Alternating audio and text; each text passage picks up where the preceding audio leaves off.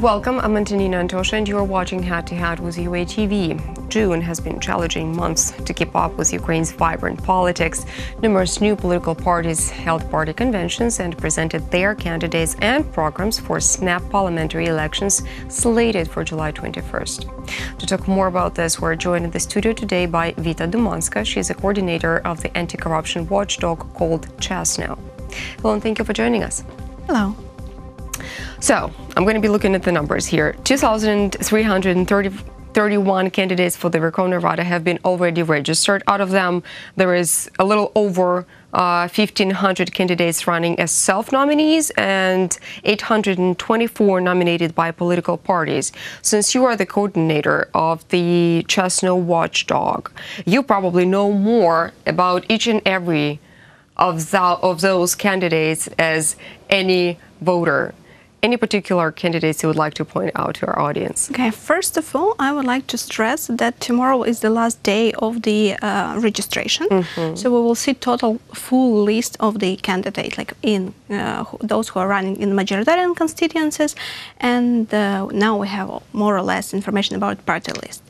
As for now, we see that this campaign has quite less candidates than previous one. So we have what is the difference? What is the gap between the previous one and this one? Especially we have big difference in terms of candidates registered by parties. I mean in parties list. For example, I was checking this information today, and we have like 3 times less candidates than we had before.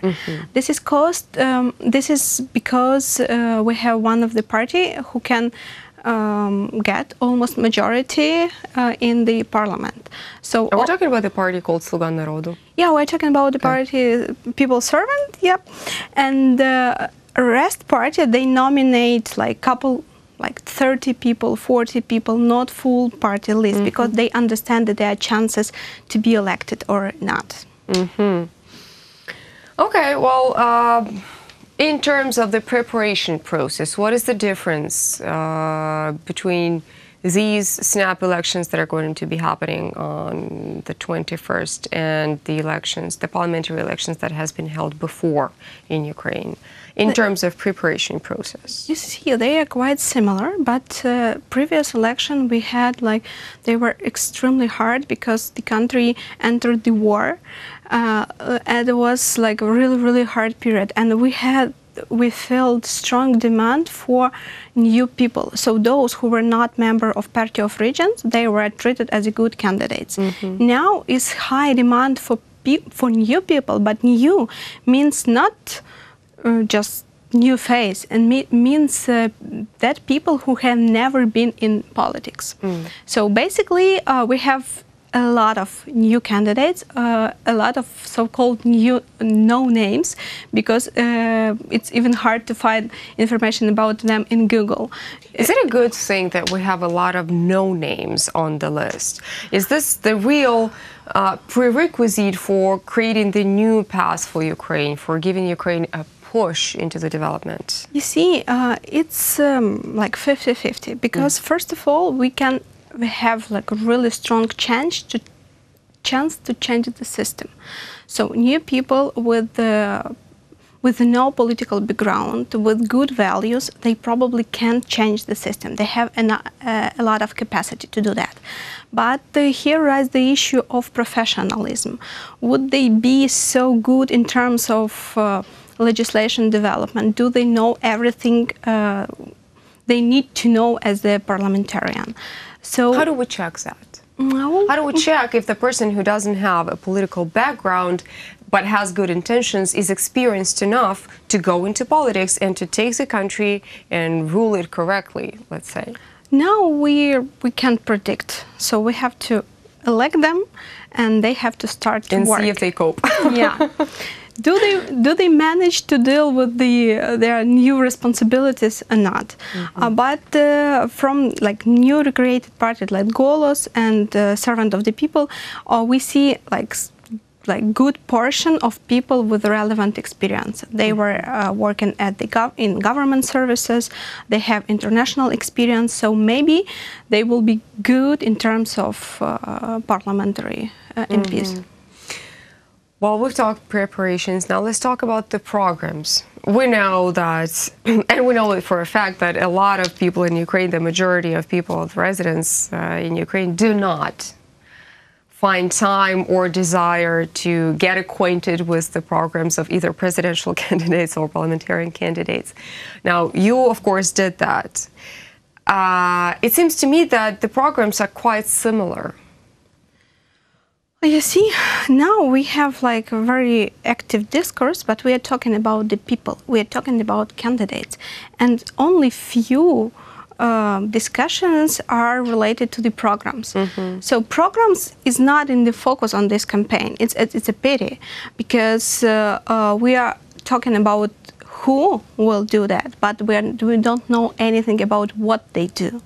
So now my colleagues analyzing programs of top 10 political parties to find out their vision, the way Ukraine will be developing within the next 5 years. Just now, yeah, because with the elections just around the corner, you're just now analyzing it. They were not available before, and now we've seen programs of majoritarian candidates, and we are really stressed because they are stealing programs one from each other. That's what I'm saying. The programs are very similar. Could it be a trick? We found the districts in which one MP is running and two other candidates clone his program. So basically nothing changed. You know, we see a lot of plagiarism in the programs. Could there be a punishment for the plagiarism? In the programs, I think no. So the voter can punish them by supporting or not, but I'm not sure that there is like legal punishment for. Well, okay, if there was plagiarism notice, that means that the candidate itself who succumbed to the plagiarism does not have a program of his own. You see, we call them and ask about the comments and what they say. One of them say, for example, I would like to stop the war, and I will stop the war. It's almost the same. So we think the same. So they don't like treat this as a plagiarism, but special system in which we're analyzing the program say us that it's almost equal, you know. So that's important. And one more fact, we find out that all candidates running in majoritarian constituencies, they in their political pledges, they're talking about about local level, because they don't offer any legislation. Because that's as far as their knowledge goes? Yeah, they would like to be liked by the people, you know. If you're talking about their street, if you're talking about their kindergarten, they would rebuild it, so people might like you. So that's why the focus on the majoritarian program is not the big agenda like of country development. They are focused on the local program, and they in that case they are trying to get support of the people. So that is a situation we observe in the regions. Okay, well, there's been information out there that there is a number of issues that need to be addressed. Like the law of Ukraine on elections of People's Deputies of Ukraine contains outdated provisions that do not comply with other applicable laws. How do we deal with that? Could you comment? You see, we have like one important issue. For example, MPs are not submitted the electronic declaration. So all the NGOs and the civil sector were striving to open declaration of the candidates, but as we have election, according to that law, they are not obliged to submit declaration. So you see, we basically have a list of no names, and even we do not have their declaration. So Central Election Committee suggested that they are not responsible for that, so please go to the National Agency of Corruption Prevention. We were trying to talk to them like almost more than 1 week, and finally they give us reply that they are not obliged. You know, civil society is... It looks like Ukraine is in for a blind date, you know. Yeah, you see, so this is basic information you can get and can understand who is the candidate, because we have a lot of technical candidates, you know what I mean. Yeah. And those technical candidates, of course, they don't want to submit their electronic declaration. But for those who are trying to monitor electoral process, that's really important. Yeah. And also there's the issue with gender quotas in those electoral code that should be like that was adopted in the first reading, we have like quota in terms of 40%. Now we analyze top 10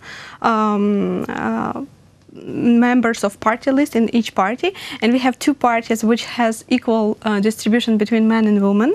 It's Golos and Samopomich party, so they have 5 and 5, and we have like a party named after Yulia Tymoshenko. Of course. And they have only 2 women, and almost Red Party, they have 3 women, like 30%. And the opposition bloc За життя, I don't know, they have just only 1 lady in their party list. So I think this election will be more or less in favor of increasing women participation in political life. So good. We are pretty happy with that. Okay, and for the last thing, what would be your piece of advice to the voters on the snap elections? First of all, you have to read the party program and decide which party you support, which idea you support. Secondly, please find the list of candidates in geo-majoritarian districts. Go to, for example, we developed a resource, it's called Polit Hub, where we have information about more than 100,000 people. So you can like basically Google a candidate in that resource and get basic information. Was he previously in politics or not? Was he engaged in journalist anti-corruption investigation? What he is dealing with vote buying or not? So please check this information and also check their programs, because we have a lot of programs just for 2 words, for 3 words. So you have to understand that you are voting for the people who will be running the country next 5 years. Okay, so be responsible, get your information, search for information, and vote rationally. Rationally. Great. Thank you so much for coming. Thank you so much for this conversation. That was Vita Dumanska. She's the coordinator of Chesno Anti-Corruption Watchdog. Thank you so much for watching UATV. Stay tuned for more.